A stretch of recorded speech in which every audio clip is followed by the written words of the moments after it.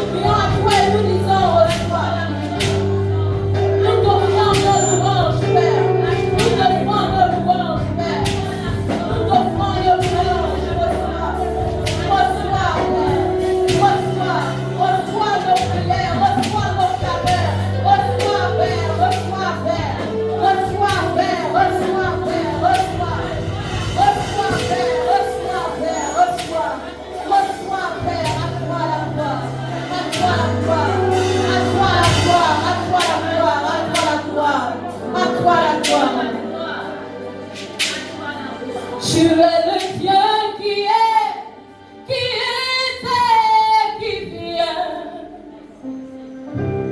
Yahweh, Yahweh. En toi j'ai mis ma foi, ma vie est en tes mains. Yahweh, tu es le Dieu qui fait des miracles.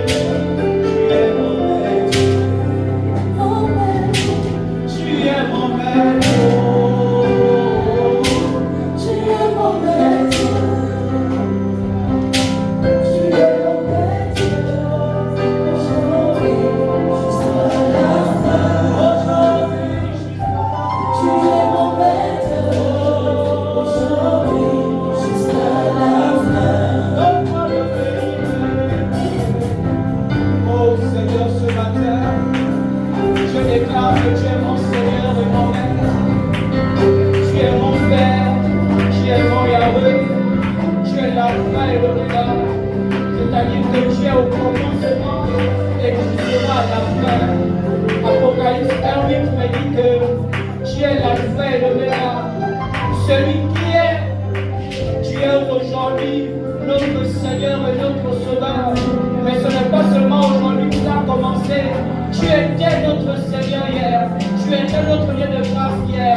Tu étais notre Dieu de bénédiction hier. Tu étais notre Dieu de parole hier.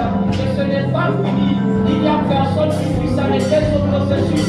Parce que tu es le Tout-Puissant. C'est pourquoi tu seras encore demain. Ici, en ce lieu, tu seras encore demain. Dans la vie de quelqu'un, en train de le bénir, de le changer, de le transformer, en train de l'amener de gloire en gloire. Parce que nous avons une opportunité de voir le 1er février. Nous aurons la grâce de voir le dernier jour de février. En cette année 2026, nous déclarons que nous sommes en Christ victorieux. Dans le nom de Jésus. Tu vas acclamer le Seigneur avant que tu t'assoies. Royalement, tu vas acclamer le Seigneur. Alors que tu t'assoies, royalement. Alléluia.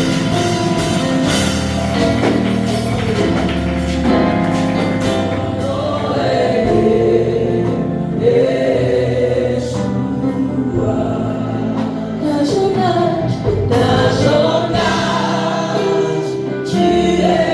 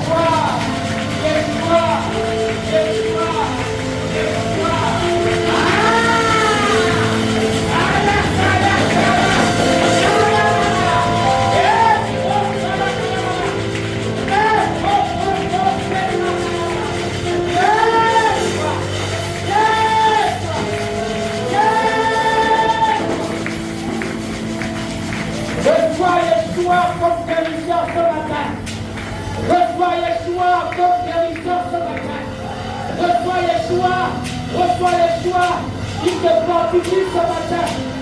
Tu peux mettre la main sur ton organe contre ton cœur et tu reçois Yeshua, le Père, le Saint-Esprit, celui qui donne dans la grâce, celui qui donne dans la grâce. Reçois Yeshua, reçois Yeshua, reçois Yeshua. La grâce, la profondeur de la parole, soit l'obéissance, sera manifestée. Parce que Jésus a vaincu, il a vaincu, il a vaincu, il a vaincu. Et qui est en toi, tu es victorieux, tu es victorieux, tu es victorieux. Si l'Esprit vous amène à vous asseoir, asseyez-vous.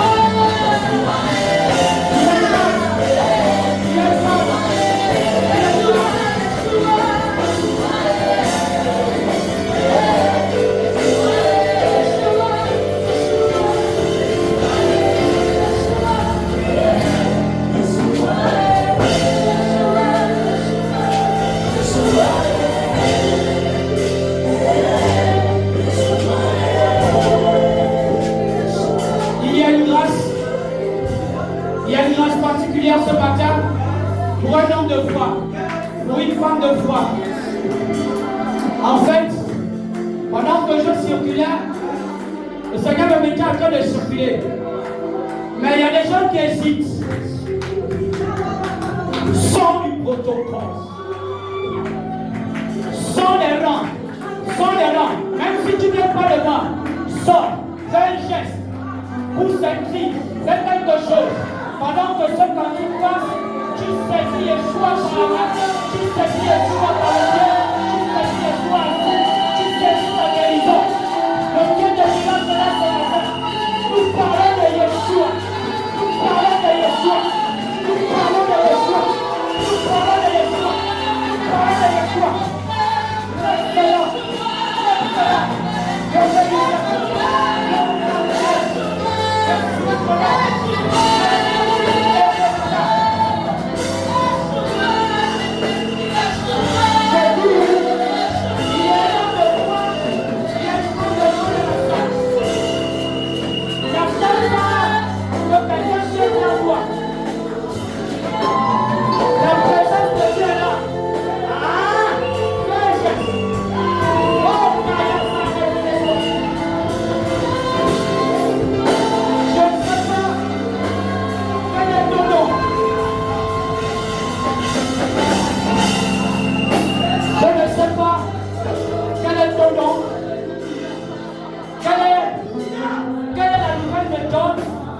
avec laquelle Dieu veut, si c'est un sacrifice à Dieu, il va l'améliorer. Et je voudrais que tu sois sensible pendant que les instruments sont en train de pianoter. Pendant que le piano est en train de jouer cette air. Si c'est par la prière, tu saisis ce matin, tu dis le soir de la prière. La prière, la prière. Si c'est par le chant, tu dis Yeshua, le Dieu devant toi. Reçois ma louange ce matin, en adoration. Si c'est la lecture, tu dis Seigneur, quand je te lis, quand je lis ta parole, je ne reçois pas tes bénédictions. Si tu es le pouvoir du social,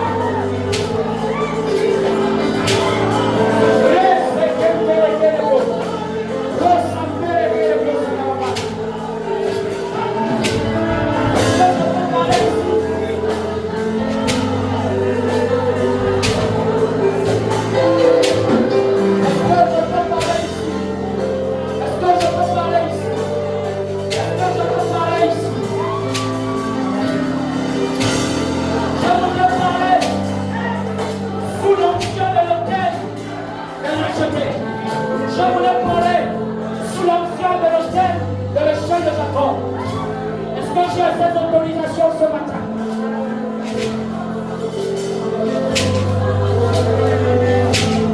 Si tu es dans le couloir du social, la parole de Dieu me dit qu'une femme du social avait tellement fait de bien aux gens et quand elle monte, ils n'ont pas accepté de rester seulement avec ce qu'elle avait produit, avec ce qu'elle avait donné. Ils ont décidé d'appeler les rois pour la refaire ressusciter.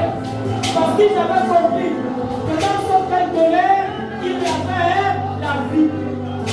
Reçois cette parole ce matin. Si c'est ton couloir de prédilection, je te place sous l'onction du Seigneur de la Seigneur et l'Esprit de Jacob. Que cette grâce t'accompagne puissamment.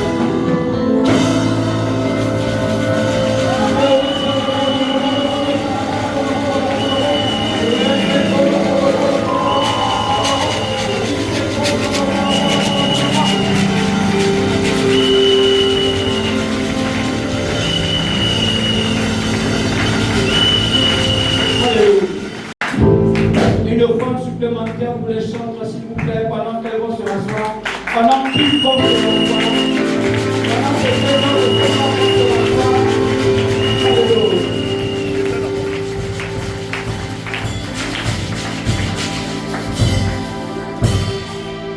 D'âge en âge, il reste le même. Il n'a pas changé. L'Éternel est notre force, le sujet de notre louange. Oh oui, c'est lui qui nous fait du bien ce matin. Nous voulons poser un fondement biblique sur ce culte ce matin qui a merveilleusement commencé, qui est en train de merveilleusement s'achever. Alléluia. Alléluia. Je ne sais pas si tu es béni comme moi ce matin. Je suis béni. Je suis, docteur Lignon, je suis hautement favorisé d'être un disciple de la prophétesse Sylvie Calais. Je suis hautement favorisé d'être disciple de l'échelle de Jacob. Bien aimé, si tu arrives ici pour la première fois, je ne veux pas faire le rôle de ceux qui ont l'habitude de le faire. Je voudrais que tu réalises que tu as été racheté. Ce matin, il y a une grâce qui te rachète par rapport à une situation particulière. Ce matin, je voudrais te dire que tu es en un lieu particulier. C'est un doublement prophétique. C'est-à-dire que l'échelle de Jacob, c'est l'escalier par lequel les anges montaient et descendaient ce jour où Jacob était dans l'impasse. Alors qu'il s'est couché quelque part, il a reçu de l'Éternel que là où il avait mis sa tête, il y avait une connexion, une réelle connexion. Alors que tu as décidé de projeter ta tête ici, je déclare qu'une connexion divine soit acharnée au nom de Jésus.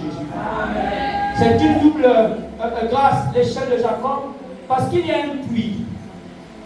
Un an après que je sois arrivé dans cette église, on est en 2011, sinon 2012, l'Éternel me révéla pendant les temps de prière que juste là au poteau, un peu derrière maman, là à gauche du frère Ardillac Arthur, il y avait un puits. Le puits de l'échelle de Jacob.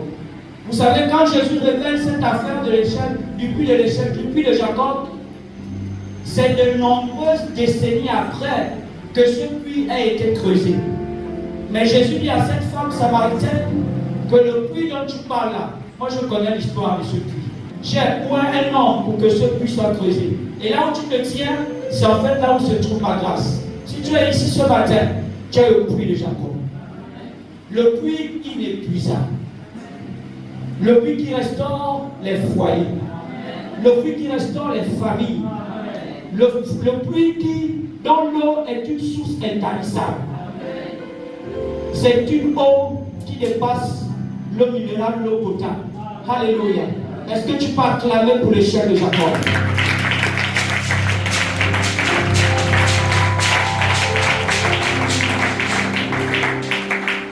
Alléluia. Oh, l'obéissance. L'obéissance. Pendant que je méditais, je me suis rendu compte que le thème de ce mois a traqué tellement les gens qu'on a oublié le thème de l'année. Pas tout le monde. Mais je me suis rendu compte que l'obéissance m'avait comme fait rentrer dans quelque chose de fort. C'est-à-dire que si tu n'es pas dans l'obéissance, tu risques de rater le thème de l'année. Parce que c'est l'entrée en la matière, l'obéissance. Alléluia. Amen, amen. Nous voulons commencer par lire le texte de base, Deutéronome 28, à partir du verset 1. Nous parlons de l'obéissance. Alléluia. Nous devons pour honorer la parole de Dieu.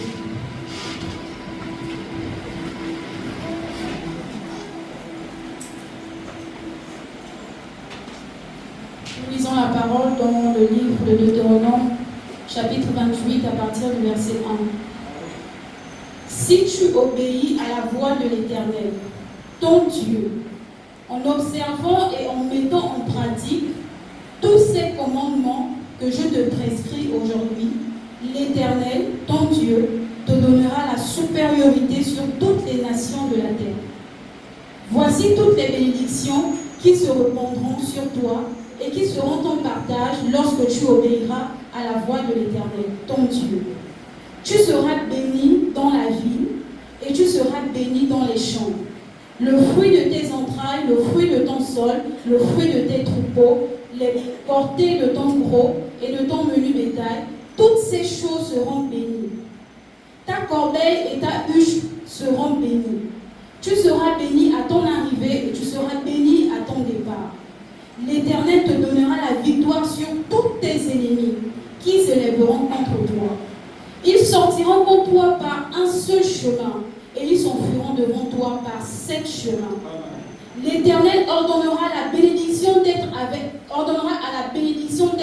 toi dans tes greniers et dans toutes tes entreprises. Est-ce que tu peux acclamer le Seigneur, sa parole pendant que tu te rassois? Alléluia. Amen, amen. Merci Saint-Esprit. Oh Yeshua.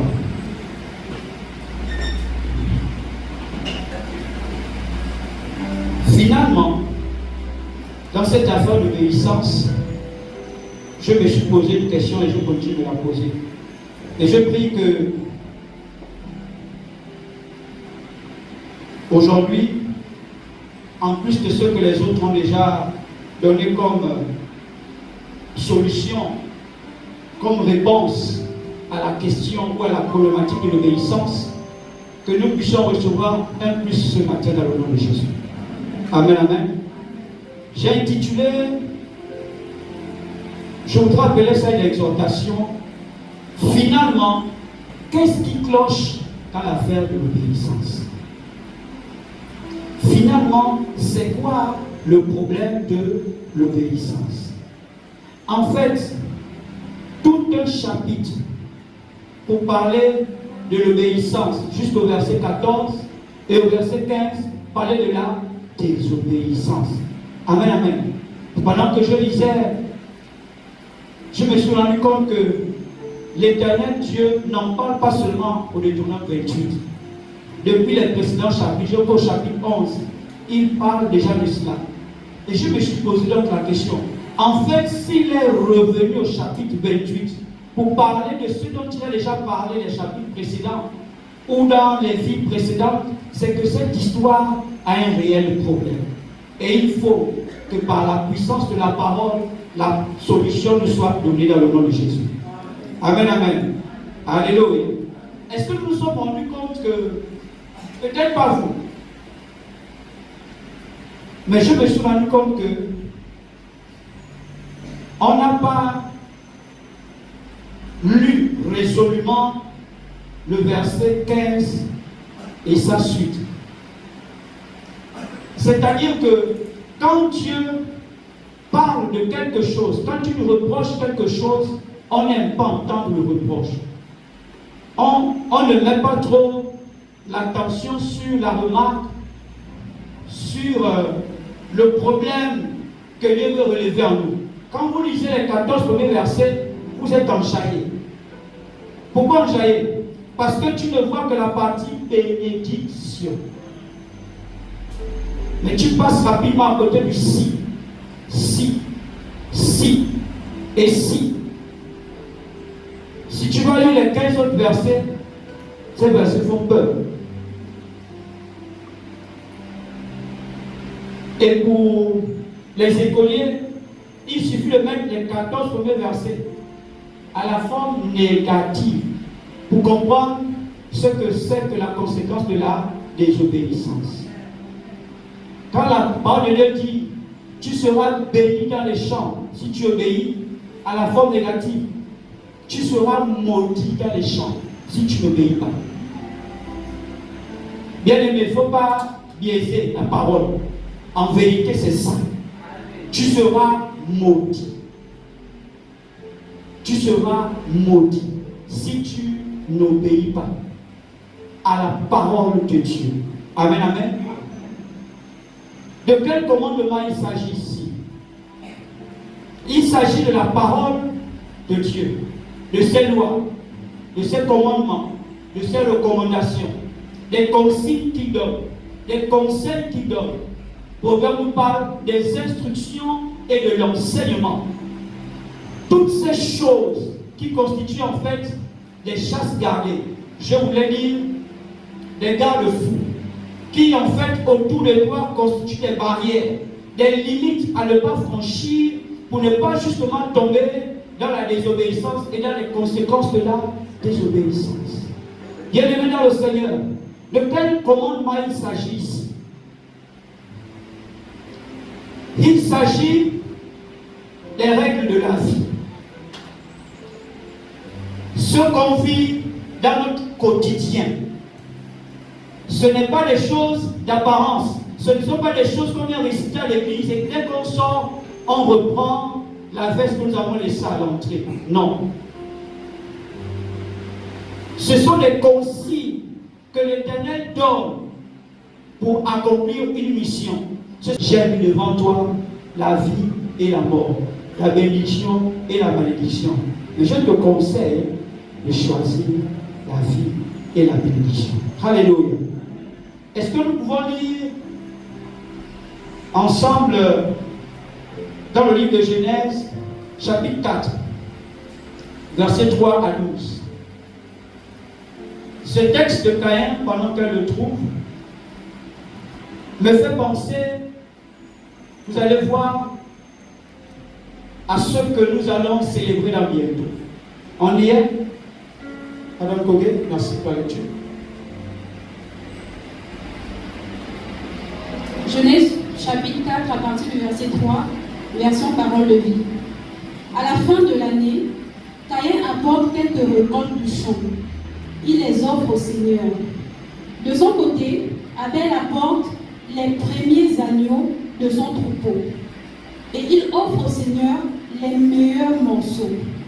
Le Seigneur reçoit avec plaisir Abel et son offrande. Mais il ne reçoit pas Caïn, ni son offrande. C'est pourquoi Caïn est très en colère. Son visage devient sombre et triste. Le Seigneur dit à Caïn, tu es en colère et ton visage est triste. Pourquoi? Si tu agis bien, tu peux te remettre debout. Si tu n'agis pas bien, le péché est comme un animal couché à ta porte. Il t'attend en cachette, prêt à t'attraper. Mais toi, sois plus fort que lui. Caïn dit à son frère, sortons dehors, dans les champs. Caïn se jette sur son frère Abel et le tue. Alors le Seigneur dit à Caïn, où est ton frère Abel? Caïn répond, je ne sais pas. Est-ce que je suis le gardien de mon frère? Le Seigneur continue, qu'est-ce que tu as fait là? J'entends la voix du son de ton frère dans le sol. Elle crie vers moi pour demander vengeance. Le sol s'est ouvert pour recevoir le son de ton frère que tu as tué. Eh bien, maintenant, ce sol te maudit. Quand tu cultiveras,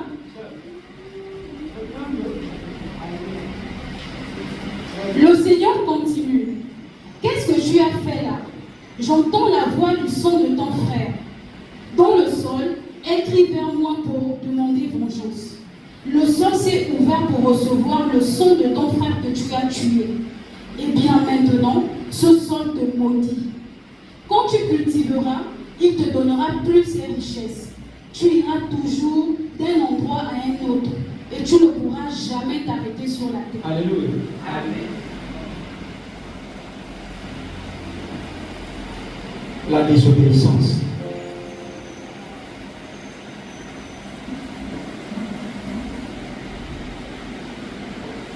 Je vais relire dans Parole 8 secondes. Au bout de quelque temps, Caïn fit à l'Éternel une offrande des fruits de l'arbre. Je voudrais qu'on lise ensemble, parce que je voudrais que nous comprenions un principe de vie qui, lorsque nous l'appliquons, nous apporte soit la vie, soit la mort. Au bout de quelque temps, Caïn fit à l'Éternel une offrande des fruits de la terre. Je vais reprendre. Caïn fit à l'Éternel quoi? Une offrande. Qu'il a prise où? Dans les fruits naturellement qu'il a récoltés. On est ensemble? Et Abel, de son côté, en fit une des... Tu ne dis pas ça avec la révélation. Saint-Esprit accorde à chacun d'entre nous l'esprit de révélation. Abel, de son côté, offrit à l'Éternel ses premiers-nés. Quelqu'un a vu où je vais atterrir? Sinon, je vais poursuivre. C'est une grande parenthèse que j'ouvre dans l'introduction de mon message ce matin. Le grand frère a donné une partie qu'il a choisie dans ce qu'il avait récolté. Le petit frère, lui, de son côté, il n'a pas pris comme ça quelque chose dans ce qu'il avait récolté. Il a décidé de prendre les premiers-nés.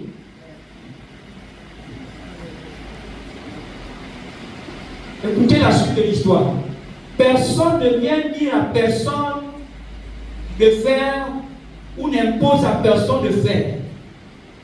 Assurément, ces deux hommes, ces deux jeunes ont reçu un commandement de la bouche de leur père et de leur mère, qui leur a dit, de temps en temps, quand vous récolterez, sachez faire les offrandes. C'est un commandement. Les deux ont obéi. Amen. Ils ont obéi. Nous nous rappelons de ma question. Qu'est-ce qui finalement cloche dans cette affaire d'obéissance? Caïn a cédé. Abel a cédé. Juste après, la parole de Dieu nous dit que l'Éternel jeta un regard.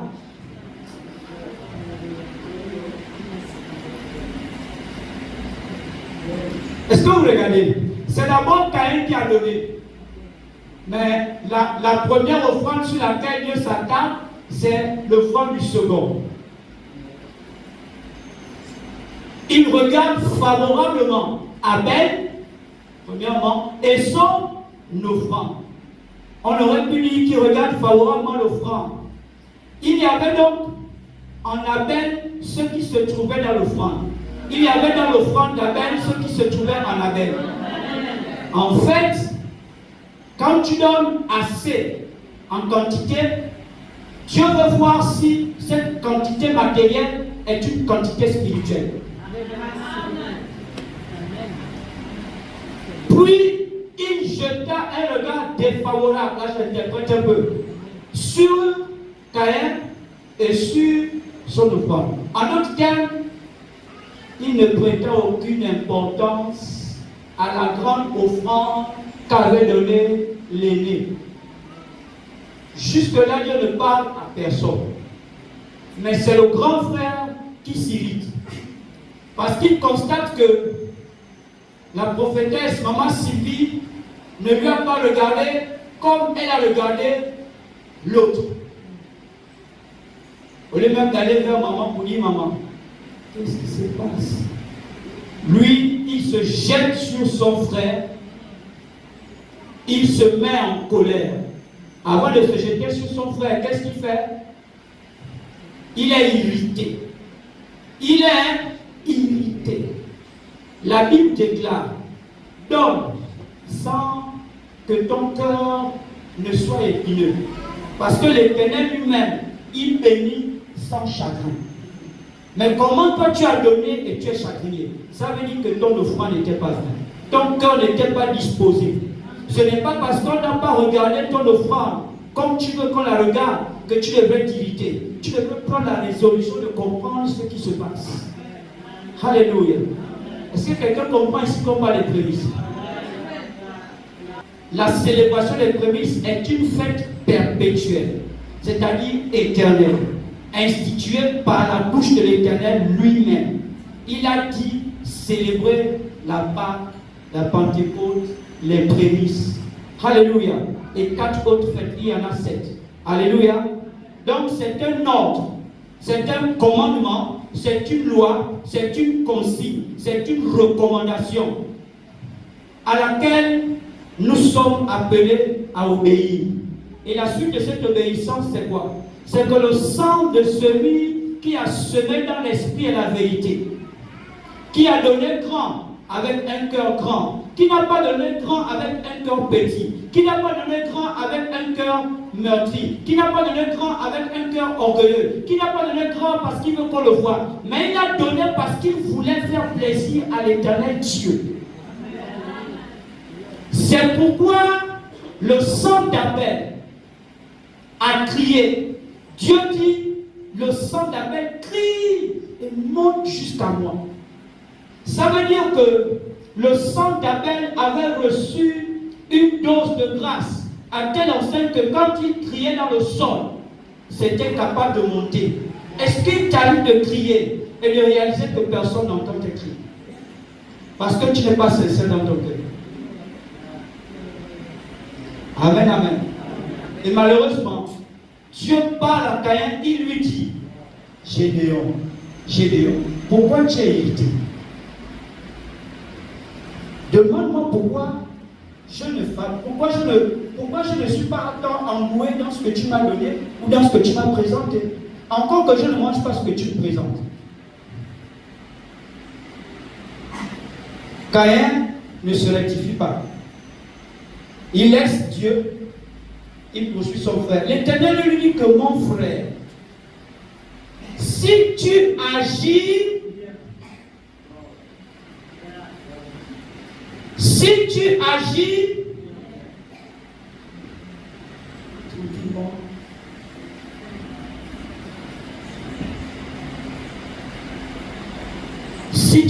bien, tu relèveras ton visage mais si tu agis mal, on va retourner cette parole en faveur de notre thème. On est ensemble? Si tu obéis, tu relèveras ton visage. C'est-à-dire que même si ton offrande n'a pas été agréée, c'est-à-dire au moment où on te fait constater que tu as mal travaillé, au moment où on te fait constater que tu n'as pas eu la moyenne en classe, je parle d'élèves ici, mais si tu agis bien, si tu obéis aux instructions des enseignants, des parents à la maison, si tu appliques l'instruction qui t'amène à bien étudier, la Bible dit tu relèveras ton visage. Je déclare que tu relèveras ta moyenne au nom de Jésus. Tu relèveras ta situation. Mais c'est le miracle. Son offrande n'a pas changé. Mais s'il obéit, son offrande va faire quelque chose. C'est-à-dire que le cœur de Dieu va être ému si effectivement son cœur change. Apparemment, donc, ce n'est pas l'offrande qui touche le cœur de Dieu. C'est le cœur de celui qui apporte qui touche le cœur de Dieu. Et quand il reçoit cette offrande apporte la vie.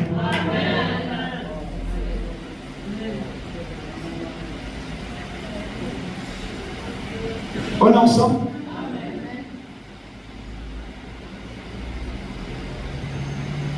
Et si tu agis mal, si tu désobéis, le péché se couche à la porte. Le péché n'est pas encore entré. Maman, relis ça dans ta version. Et si tu agis mal, on est au verset 7.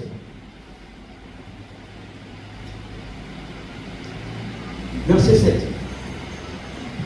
Si tu agis bien, oui, tu peux te remettre debout. Ah, tu peux te remettre debout.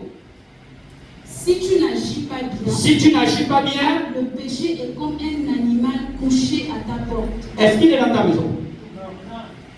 Est-ce que le péché est même debout? Non. Le péché est couché.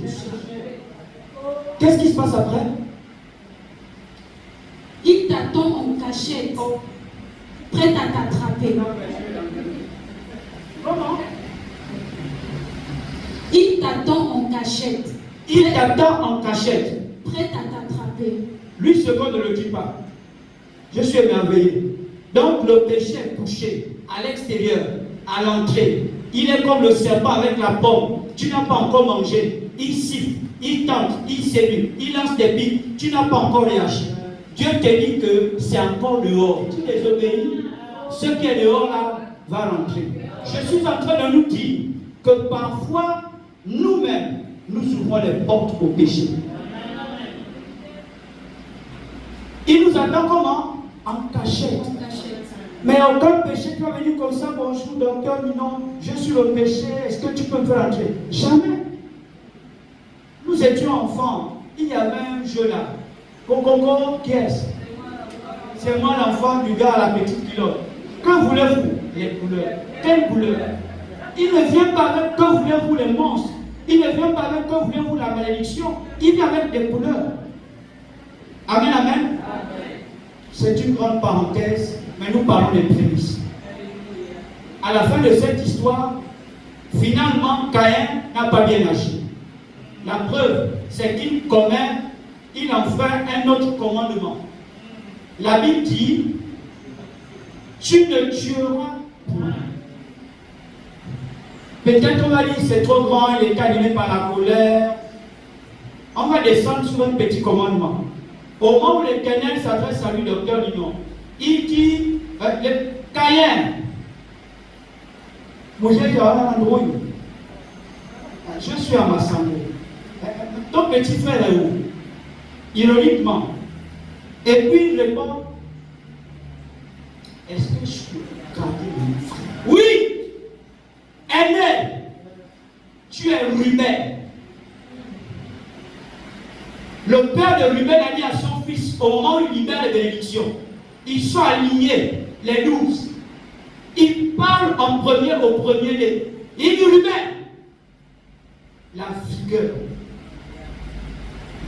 vigueur, c'est-à-dire la première fois que j'ai produit ma vigueur, mais tu es monté sur ma couche.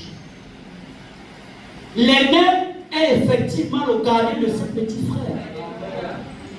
Pourquoi? C'est l'aîné qui porte l'étendard de la famille.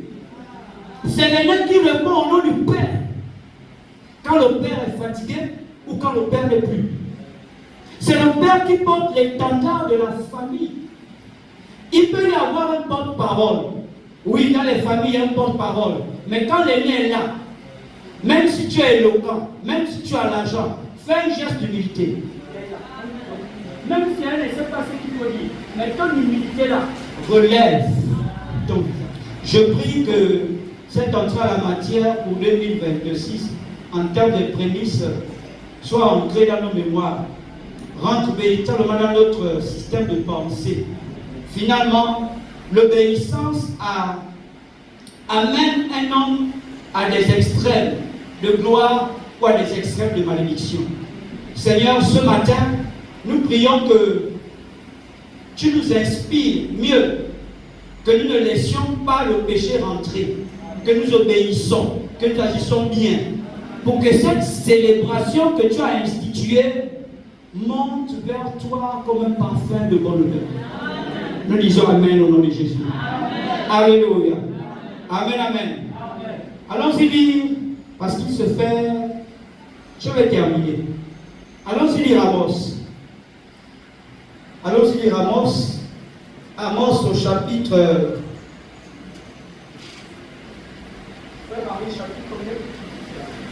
Chapitre 7, verset 8. Amos, chapitre 7, verset 8. On est toujours dans l'obéissance ou la désobéissance. Qu'est-ce qui cloche dans cette affaire? Alléluia. Amos, chapitre 7, verset 8. Oui. Le Seigneur m'a demandé, Oui. Amos, qu'est-ce que tu vois? J'ai répondu, un fil à plomb. Le Seigneur a continué, je constate ceci. Mon peuple est comme un mur qui n'est pas droit. Maintenant, je ne lui pardonnerai plus. Ah. Repeat again, please.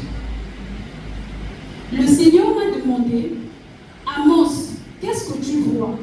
J'ai répondu, un fil à plomb. Le Seigneur a continué, je constate ceci. Mon peuple est comme un mur qui n'est pas droit. Maintenant, je ne lui pardonnerai plus. Amen, amen. Amos est un homme de Dieu qui a reçu plein de visions. alors qu'il se trouve au pays de Amatia. Amatia est un prêtre. Il reçoit des visions. Il a reçu au moins 3 et 4 visions. Je vais lire rapidement. Le Seigneur l'Éternel m'a envoyé cette vision. Voici, il formait des sauterelles au moment où le regain commençait à croître. C'était le regain après la coupe du roi. Il formait des sauterelles au moment où le regain commençait à croître. C'était le regain après la coupe du roi. Verset 2. Et comme elle dévorait entièrement l'herbe de la terre, Amos dit, Seigneur Éternel, pardonne donc. Comment Jacob subsistera-t-il, car il est si faible? On est ensemble, bien-aimés? Tu peux remplacer Jérémie par toi. Et Gédéon dit au Seigneur, pardonne donc. Ne laisse pas que les sauterelles continuent de dévorer entièrement l'herbe de la terre. Pourquoi? Parce que l'échelle de Jacob est faible. L'Éternel se repentit, verset 3 de cela. Donc, il y a des commandements que nous enfreignons. Il y a un intercesseur qui vient intercéder et l'Éternel se répand de la malédiction qui veut relâcher sur nous. Est-ce qu'on est ensemble? Verset 4. Le Seigneur l'Éternel m'envoya cette vision, la deuxième. Voici le Seigneur l'Éternel proclamait le châtiment par le feu, et le feu dévorait le grand abîme et dévorait le champ. Je dis, Seigneur Éternel, arrête donc, comment Jacob subsistera-t-il, car il est si faible. Verset 6, l'Éternel se repentit de cela, cela non plus n'arrivera pas, dit le Seigneur l'Éternel. Il m'envoya cette vision, verset 7. Voici, le Seigneur se tenait sur un mur tiré au cordeau et il avait un niveau dans la main. Amen. L'Éternel me dit, que vois-tu? Amos répondit, un niveau. Il y a des maçons ici. Le niveau, c'est cette espèce de règle qu'on mesure. Au fur et à mesure qu'on monte les briques, on veut les rendre rectilignes. Alléluia. Le Seigneur dit, Amos dit, je vois un niveau. Et le Seigneur dit, je mettrai le niveau au milieu de mon peuple d'Israël. Je ne lui pardonnerai plus. Il va arriver, bien-aimé, que toutes les intercessions de tous les intercesseurs, je peux parler aux enfants ici, il va arriver un jour où sa parole va véritablement, sa punition, sa sanction va véritablement s'abattre sur toi. Pourquoi je veux parler aux enfants? Parce que les enfants, quoi qu'éveillés, nous trompent souvent. Comme ils savent que nous savons que ce sont des enfants, ils veulent mettre devant la scène, nous sommes des enfants, ne comprennent rien. Mais au moment où on veut les remettre sur le droit chemin, là ils commencent à s'irriter, à bouder. Ils veulent nous faire comprendre que maintenant je suis un peu conscient, on ne peut plus leur parler, leur adresser la parole n'importe comment. D'ailleurs, on ne peut plus les mettre les pieds en l'air et tout ça. Et à ce net moment, ils estiment qu'ils ont droit à la parole, ils ont le droit de refuser. Bien-aimés, écoutez, jeune de l'échelle de Jacob, un jour, la prière de papa et maman sera inutile. L'Éternel Dieu va frapper. Il va arriver qu'un jour, il ne te pardonne plus ta désobéissance. Excusez-moi, quand le peuple désobéissait ici, qui est touché par la désobéissance? Ce sont les frères et les sœurs. Ce n'est pas Dieu dans toute sa gloire qui est touché par la désobéissance. Mais c'est lui qui décide de frapper. Parfois, nous, on décide de ne pas te punir. Mais Dieu, quand il te punit, quelqu'un disait qu'il vaut mieux avoir affaire, c'est Paul qui le dit, il vaut mieux avoir affaire à un homme plutôt qu'à Dieu. Il vaut même que ce soit les parents qui te punissent. Quand Dieu te punit, qui met la main? Vous n'avez pas entendu qu'on ne met pas le doigt entre les corps et la hanche? La scène qui est au milieu là ne te pardonne pas. Laisse les corps et l'âme se réconcilier ou pas se réconcilier. Alléluia. Je parle de ce qui cloche finalement dans cette affaire d'obéissance. Je me suis rendu compte que c'est notre cœur. On va essayer de chuter là. Apocalypse 5. Apocalypse, c'était ça. Apocalypse 7, 1 à 12. Prends le 7, 1 à 12. 7, 1 à 12. On va chuter là. Je me suis rendu compte que c'est notre cœur. Dans l'affaire de Caïn, c'était le cœur. Il était irrité. Son cœur s'est trouvé être irrité. Vous savez, un cœur irrité, c'est l'image que j'ai. Vous avez les gens qui, surtout la serviette, le drap de bain, quand vous les saurez comme ça, tu les sors et puis tu attrapes ça comme ça. Il est tout tourné. Pour qu'il soit toujours arrêté, il faut que tu le secoues, sérieusement. Un cœur irrité, il y a que Dieu pour te secouer, pour que ton cœur retrouve la paix escomptée. C'est pourquoi je déclare ce matin que la paix qui surpasse toute intelligence gagne ton esprit au nom de Jésus. Amen. Apocalypse 7, verset 1 à 12. Alléluia. On peut lire. Apocalypse 7, à partir du verset 1. Après cela, je vois 4 anges debout aux 4 coins de la terre. Ils retiennent les 4 vents de la terre. Ainsi, aucun vent ne peut souffler sur la terre, ni sur la mer, ni sur aucun arbre. Je vois un autre ange. Il monte du côté où le soleil se lève. Il tient ce qui sert à mettre la marque du Dieu vivant.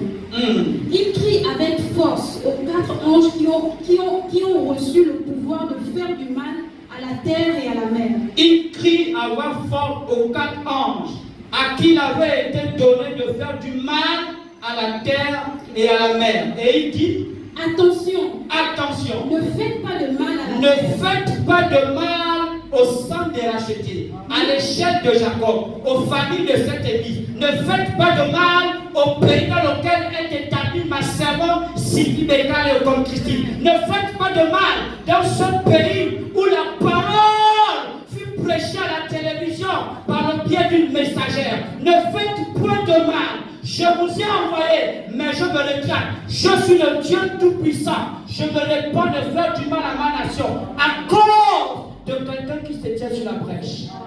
Si c'est ton partage, tu dis Amen au nom de Jésus. Oui, ma soeur. Attention, ne faites pas de mal à la terre, oui, ni à la mer, ni aux arbres. Nous devons d'abord mettre une marque sur le front. Nous devons d'abord mettre une marque sur le front des serviteurs de notre Dieu. Alléluia. En ce net moment, il s'agit de quoi? Il s'agit des anges, pas des démons, qui ont été envoyés par l'Éternel, le Dieu Tout-Puissant, notre Alpha et notre Oméga, afin de punir la terre et de punir la mer. Bien aimé, quand on parle de punir la terre et de punir la mer, il s'agit de punir les hommes qui y vivent. La Bible dit dans Genèse que quand tu as mal agi, le sol sera maudit. Dans la version du second, ta version dit le sol te maudit. Le sol te maudit. Tout ce que tu cultiveras ne prospérera pas. Or, Deutéronome 28 dit, si tu obéis, tu seras béni dans tes champs. Mais si tu désobéis, tu es maudit dans ton champ. Or, il est écrit que la vie et la mort sont au pouvoir de la langue. Tu peux déclarer que la terre t'obéisse maintenant. Mais la terre elle-même, elle obéit à un Dieu. Elle peut refuser ta semence si tu n'es pas en osmose avec le Dieu qui l'a créé. Écoute, tu ne peux rien faire à la terre. Tu n'es pas son créateur.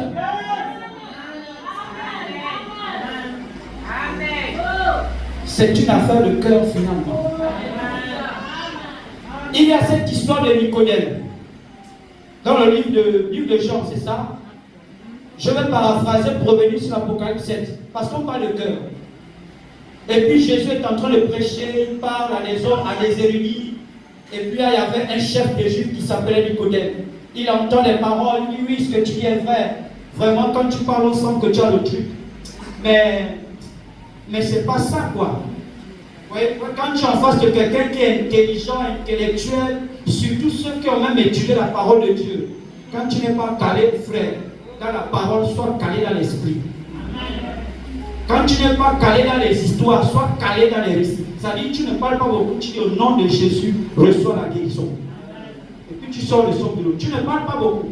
Il va te dire, mais tu sais, Jésus a dit le pain, tout ça, ça ne me regarde pas. Je déclare que ceux qui te font tomber sortent de ta vie au nom de Jésus. Et quand tu seras guéri, viens me voir dans mon bureau. Tu ne négocies pas. Et puis Jésus dit que tout ça, c'est l'homme, mon frère Nicodème. Dis non, non, il n'y a rien ici. Mais en vérité, il s'agit du cœur. Donc, Nicodème avait été touché au plus profond de lui. Mais il ne pouvait pas se montrer devant tout le monde. C'est un érudit. C'est une autorité de la République. Attends, il est président du syndicat. Qu'est-ce que j'allais faire avec lui? Faire quoi? Il faut que je crée une situation et puis monte dans mon bureau. Avec mon humilité, je vais monter. Nicodème est revenu le soir vers celui qui a la parole révélée. Il lui a dit, frère, ce que j'ai te dit le matin là, que si tu ne nais de nouveau, tu ne verras pas le royaume des cieux. On va le prendre. Si tu n'accomplis pas cette loi, la loi de quoi? De la nouvelle naissance. Je parle à quelqu'un ici. Je ne sais pas s'il y a un nouveau. Mais si tu n'es pas né de nouveau, c'est un si. C'est une condition. C'est donc un commandement, une recommandation. Si tu n'es pas né de nouveau, tu ne verras pas le royaume des cieux. Je t'en conjure. Cherche à naître de nouveau. Alléluia. Alléluia. Allons-y dans Apocalypse. Apocalypse 7. C'est une affaire de cœur. Le cœur de Nicodème était touché par l'orgueil. Il ne pouvait pas se montrer pour obtenir rapidement la bénédiction s'il avait bien agi. Il avait mal agi la journée. Mais il a pensé certainement à la parole que lui avait donnée à Caïn. Il a dit le péché est tapis devant ta porte. Mais si tu agis bien, tu relèveras ton visage. Nicodème a dit que je sens que ce n'est pas bon ici. Mais je peux quand même me relever le soir. Il faut que je cherche là où il habite. Il habite tout. À Ondoko. Il habite tout. Je vais faire comme si je cherche. Je vais faire comme si je cherche la bouteille de gaz dans le quartier. Et puis je vais arriver. Et puis je dis non, excusez-moi, je peux avoir un peu d'eau. Je rentre. Je dis frère, c'est le moment. Bénis-moi vite, plus vite pour moi, pour que je sorte d'ici délivré. C'est ce qui arrive à celui qui est oué dans le nom de Jésus. C'est ce qui arrive à celui qui est rempli dans le nom de Jésus. Les gens vont te trouver chez toi parce que tu as quelque chose à leur donner. Ne te prépare pas comme un homme, prépare-toi comme un homme d'esprit. C'est une affaire de cœur. Le cœur. Caïn, c'était une affaire de cœur. L'égoïsme, la jalousie. Il n'avait pas compris que s'il aurait pris soin de son petit frère, après avoir fait quand même une mauvaise foi, l'Éternel serait revenu sur lui pour lui dire, je vais te bénir.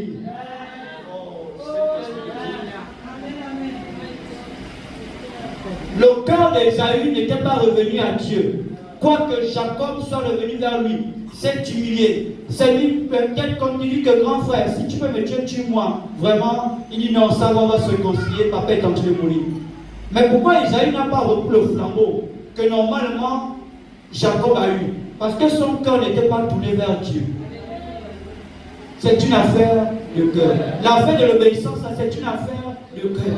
Ton cœur est placé à quel niveau?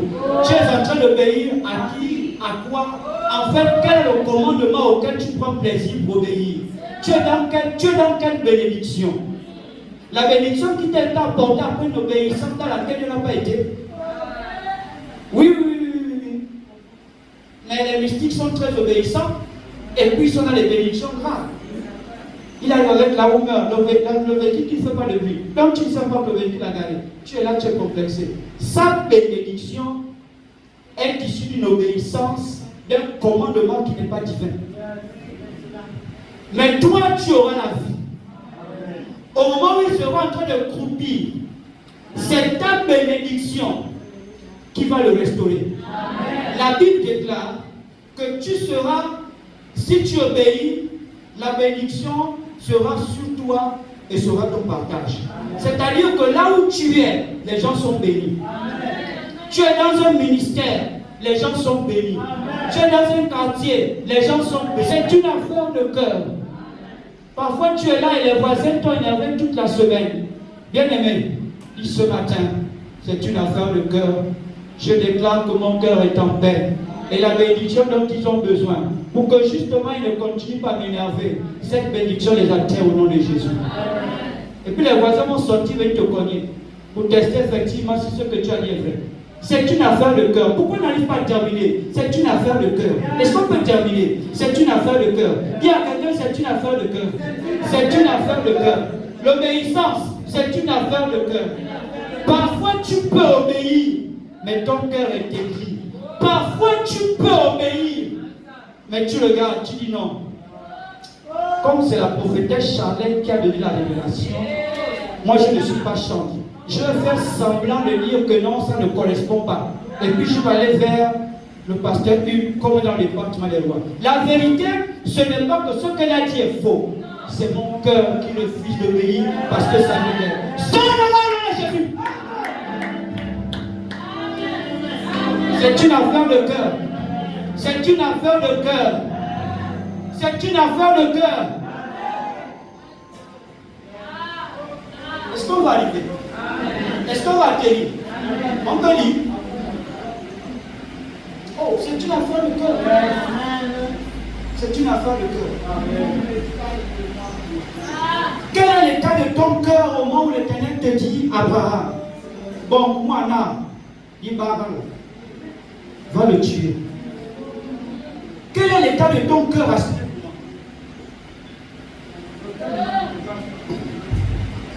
Il ne te fâche pas. Parfois tu es là, Dieu t'a béni après 25 ans.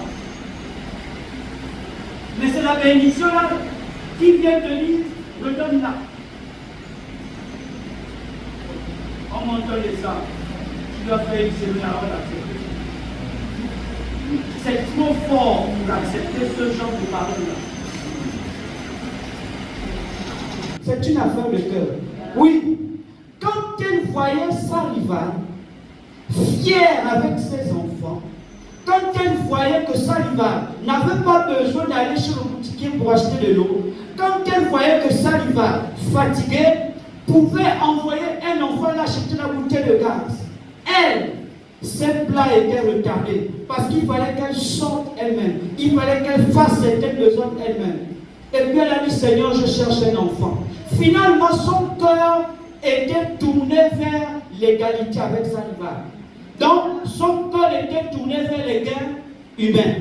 Juste le plaisir d'être une. Mais Dieu ne bénit pas les mères qui cherchent juste à enfanter. C'est écrit, donc un homme me trouvait ce verset.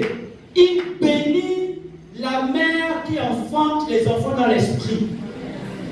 C'est un verset, là je suis en train de paraphraser. Et puis Anne dit non, j'ai trop cherché l'enfant pour moi.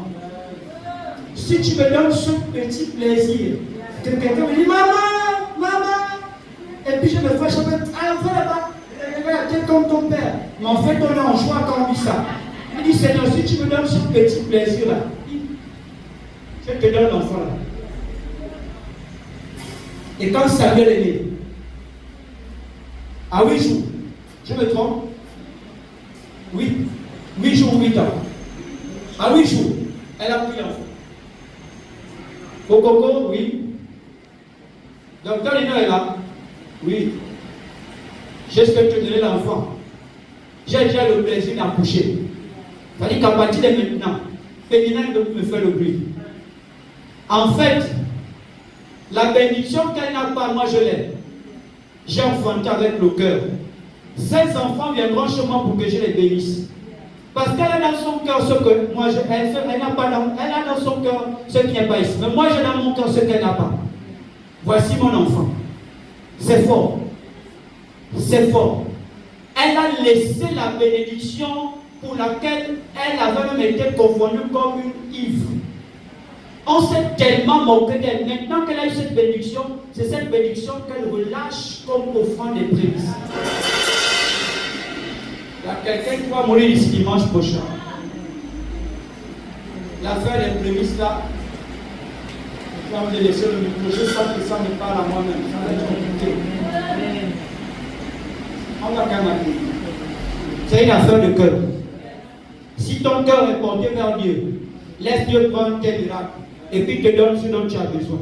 Parce qu'après, Anne a eu 4 autres enfants avec une fille à l'intérieur. Oui. C'est une affaire de cœur. Elle a laissé. Ça faisait mal. Elle a laissé. Elle cherchait un garçon, ça faisait mal. Il n'y avait plus quelqu'un pour acheter pour les gars, ça fait mal. Ça fait mal. Mais elle a eu plus. Amen, amen. On va guérir. Verset 4. J'entends dire le nombre de ceux qui reçoivent la marque de Dieu. Il y a 144 000 personnes de toutes les tribus du peuple d'Israël. 12 000 de la tribu de Juda, 12 000 de la tribu de Ruben, 12 000 de la tribu de Gad, 12 000 de la tribu d'Asser, 12 000 de la tribu de Nephtali, 12 000 de la tribu de Manassé, 12 000 de la tribu de Siméon, 12 000 de la tribu de Lévi, 12 000 de la tribu d'Issachar, 12 000 de la tribu de Zabulon, 12 000 de la tribu de Joseph, 12 000 de la tribu de Benjamin. Tous reçoivent la marque de Dieu. Bien aimé, on est dans un ministère prophétique. Est-ce que tu as entendu ta tribu d'âme? Tu as entendu ta tribu d'âme? C'est laquelle? La tribu d'Israël. Très bien. Mieux, qui a entendu sa tribu? Je n'ai pas entendu la tribu de Meki, la tribu de Nzobé, la tribu de ceci. Mais la Bible me dit que si j'ai le Fils en moi, je suis le Fils du Père. Or, le Père est le Père de toutes les tribus. Ma tribu est spirituellement entrée dans cette tribu au nom de Jésus. Amen, amen. Ensuite, Après cela, je regarde encore. Je vois une très grande foule. Une très grande Ce foule. sont les gens de tous les pays. Ce sont les gens de tous les pays, y compris le Gabon. De toutes les tribus. De toutes les tribus, y compris ma tribu. De tous les peuples. De tous les peuples. De toutes les langues. De toutes les langues. Personne ne peut les compter. Personne ne peut les compter. Ils sont debout devant le siège du roi et devant l'agneau. Ils sont debout devant le siège du roi et devant l'agneau. Ils portent des vêtements blancs. Ils portent des vêtements blancs. Ils sont debout devant le roi. Celui-là qui a été jeté à l'abattoir pour que toi tu vis. L'agneau immolé, le roi des rois. Celui-là même qui est l'alpha et l'oméga, le premier et le dernier, le commencement et la fin. Celui qui est, qui était et qui vient. Devant lui, ils sont vêtus de robes blanches. Bien aimé dans la révélation juste après. Rasokando brekete santarababa. Rosamande dayamando lekere. Roskokolkole baba. Aïe, Ils tirent une canne à la main. oh, Ils crient d'une voix forte. il crie d'une voix forte. Notre Dieu, qui est assis sur le siège royal, sur le siège royal. et l'agneau, L'agneau. ce sont eux qui nous sauvent. Alléluia. Alléluia. Maman, attends-moi. Attends-moi, maman. Maman, attends-moi. Je vais lire la version plus seconde. Après cela, je regardais. Et voici avec une grande foule que personne ne pouvait compter. Alléluia. Les gens de toute tribu, de tout peuple, de toute langue. Ils se tenaient devant le trône, devant l'agneau, revêtus de robes blanches. Revêtus de robes blanches. Et des palmes dans leurs mains. Et des palmes dans leurs mains. Ils étaient revêtus de robes blanches. Et des palmes dans leurs mains. Qu'est-ce qui se passait? Et ils criaient d'une voix forte en disant: le salut est à notre Dieu. Qui est assis sur le trône. Et à l'agneau. Et à l'agneau. Le salut. Le salut. Le salut. Est-ce que je parle à tellement de foi, à une fois de foi, la parole de foi. Je m'en motive. Oh!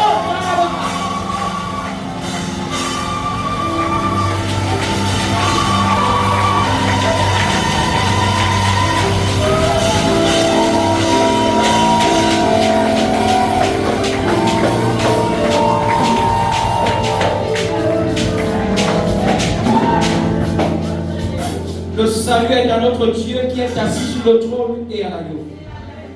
Et tous les anges se tenaient autour du trône.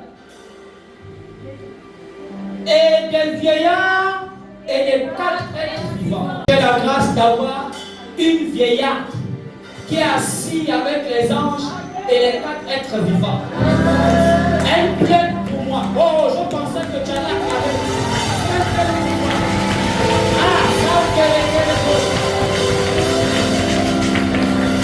tu peux parler prophétiquement. Tu dis j'ai la grâce. Je suis hautement favorisé. J'ai une vieillarde assise avec les anges. Assise avec les anges. Un siège. Un siège. Un siège.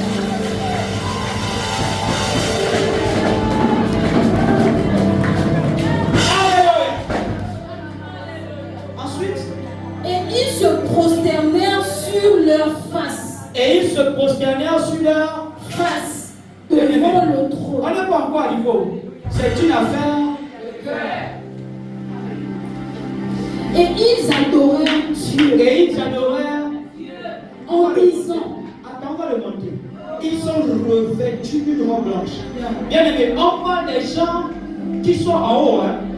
Prends ça prophétiquement. Prends ça une autre dimension. C'est-à-dire, on parle des gens qui, dans leur marche spirituelle, sont en haut. Donc, ils ont atteint une certaine dimension spirituelle. Ils sont dans les profondeurs de la parole. Il faut le dire clairement. Ils sont dans les profondeurs de la sainteté de Dieu. Parce qu'ils sont en haut. Ils ont l'opportunité de voir les anges qui avaient été envoyés pour punir la terre et la mer. Ils ont l'opportunité d'entendre notre ange qui parle aux anges que vous la calmez-vous. Votre plan a été mis. S'il vous plaît, calmez-vous. On va le voir ça plus tard. On parle de ces hommes. La Bible dit qu'ils sont revêtus de robes blanches. On est en train d'arriver dans l'affaire de cœur. On dit qu'ils se prosternent face contre terre devant le trône. Et ils adorent Dieu. Ceux qui sont revêtus adorent Dieu.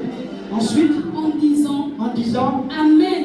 Amen. La louange, la gloire, la sagesse, l'action de grâce, l'honneur, la puissance et la force soit à notre Dieu au siècle des siècles. Amen.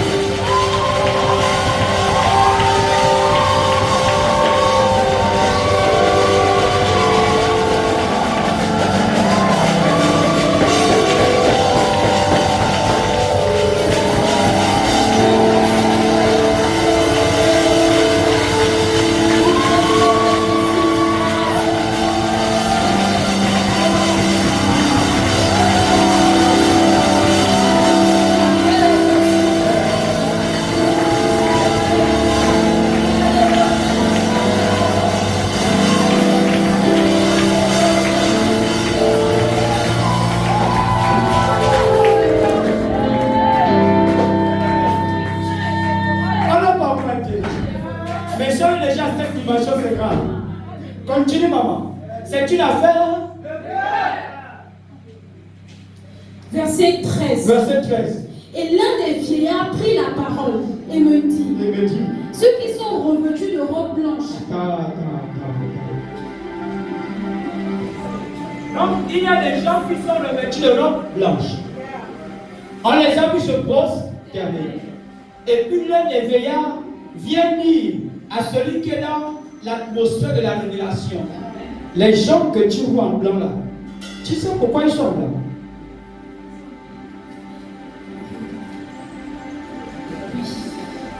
Et d'où sont-ils venus? C'est lui qui pose la question. Qui sont-ils? C'est qui ces gens blancs là? Qui sont-ils et d'où sont-ils venus? Qui sont-ils? Je lui dis, mon Seigneur, tu sais. Et il me dit, c'est le vieillard qui demande à l'homme, est-ce que tu connais d'où viennent ces gens-là? Est-ce que tu peux savoir pourquoi ils sont habillés comme ça? Il demande non. Je suis encore l'apôtre, je ne suis pas encore archevêque. La révélation là, c'est toi qui peux me la donner. Et il dit quoi? Et il me dit, ce sont ceux qui viennent. Le vieillard répond, ce sont ceux qui viennent de la grande De tribulation. la grande.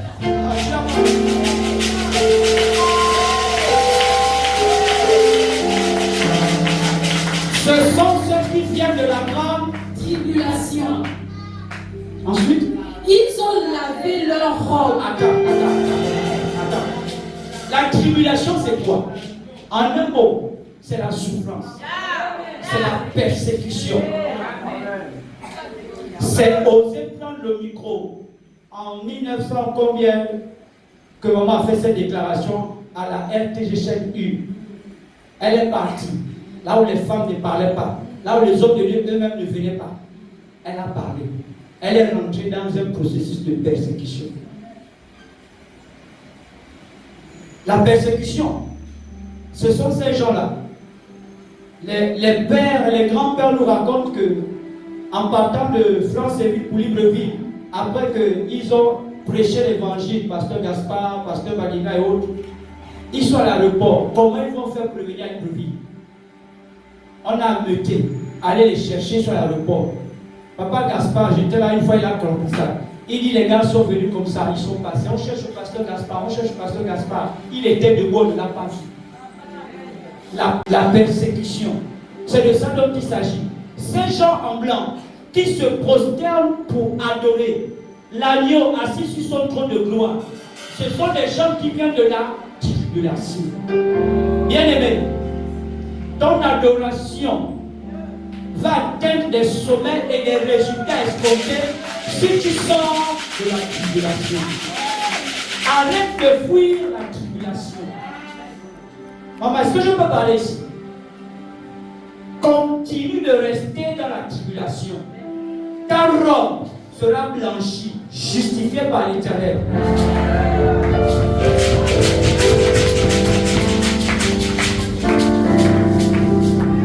Continue de rester fidèle, même s'il ne veut pas que tu viennes à l'église, c'est pas grave.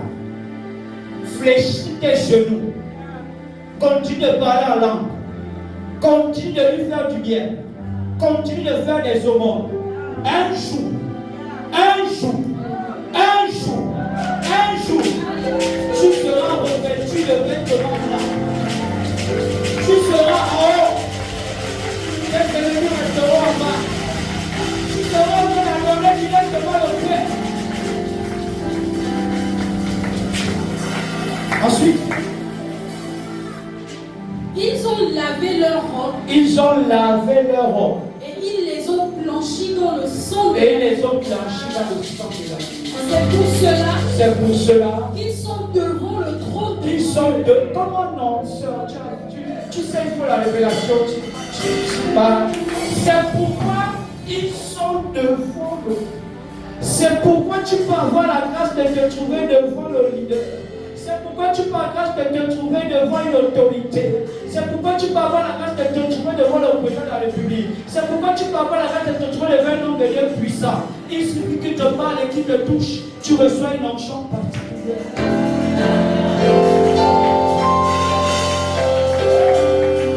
Ils ont lavé leur robe. Ils ont lavé leur robe. C'est pour cela qu'ils sont devant le trône de Dieu. Et le servent jour et nuit. Dans son temps, celui qui est assis sur le trône, qui sera Satan sur eux. Oh, l'Éternel met Satan sur toi ce matin. Il met Satan ce matin. Il met Satan ce matin. Servez-vous à lui. Servez-vous à lui. C'est qui a bien le cœur. C'est qui a bien le cœur. Mon cœur, ce matin, je t'en conjure, obéis à la parole. Comme David pouvait dire, mon âme, bénis l'Éternel. Mon cœur, obéis à la parole. Mon cerveau, j'écoute pas autre chose. Mes oreilles, j'écoute autre chose. C'est la parole de Dieu. J'écoute la parole de Dieu. J'écoute la parole de Dieu. Et écoute ça. Est-ce que tu peux dire Alléluia?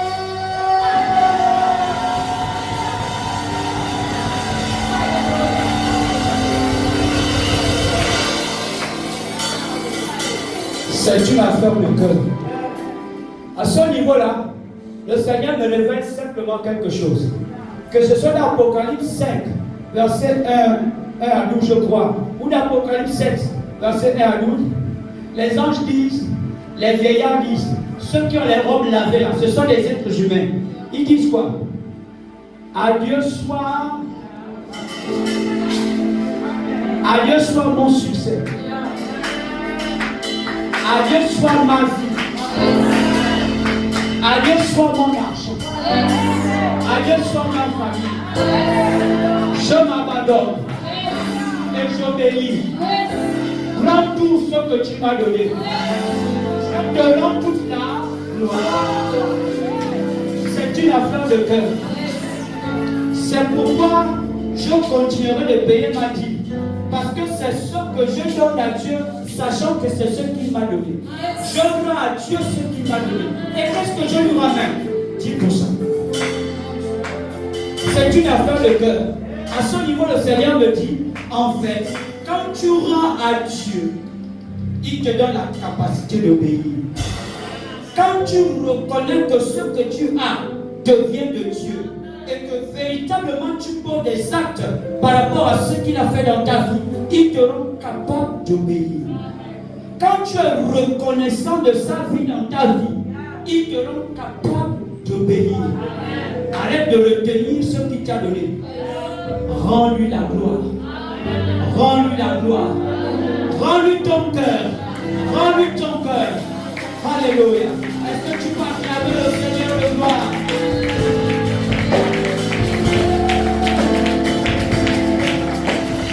Nous pouvons nous lever. Je ne veux pas demander à quelqu'un de prier sous la conduite d'un verset particulier. Tu as entendu ce matin quelque chose? Est-ce que tu réalises que c'est ton cœur qui a un problème? C'est seulement ton cœur. C'est seulement ton cœur.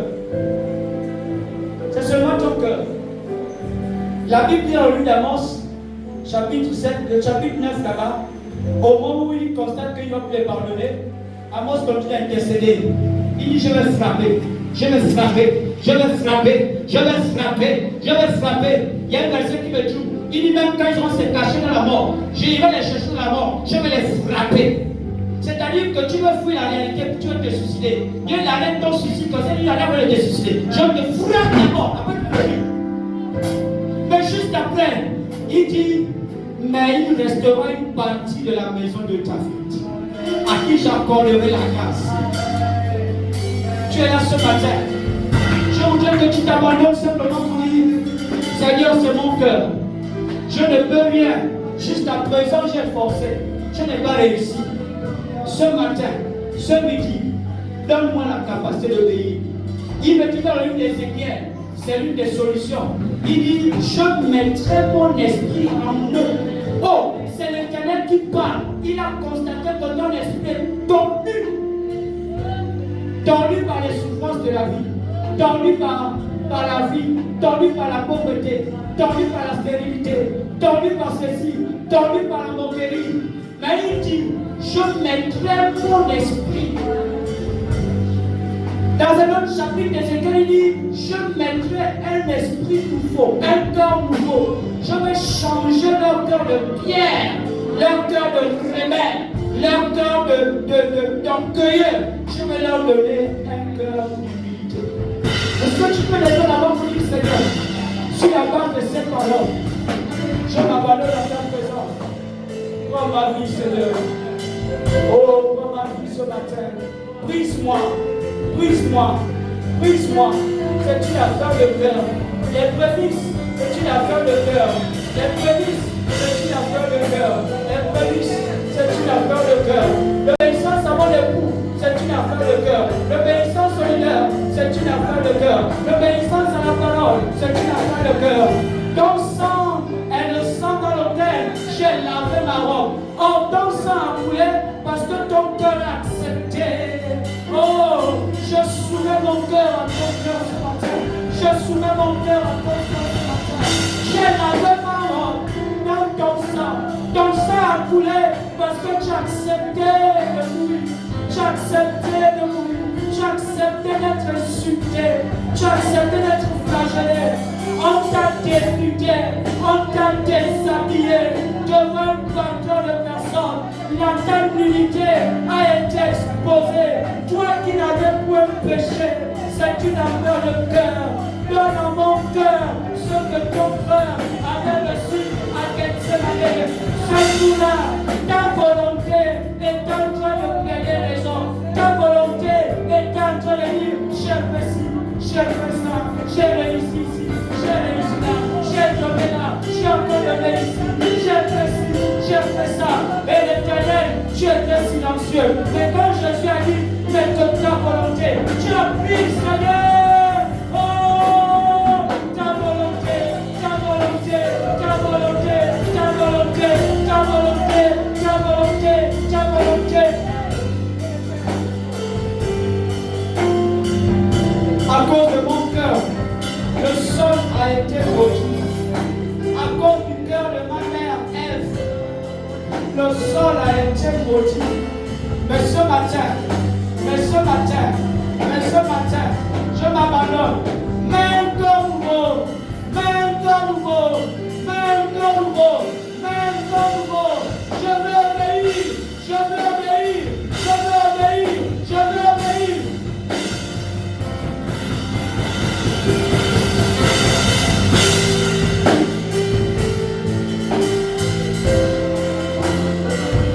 Nous acclamons le Seigneur, le restaurateur des âmes, notre Créateur, le Seigneur.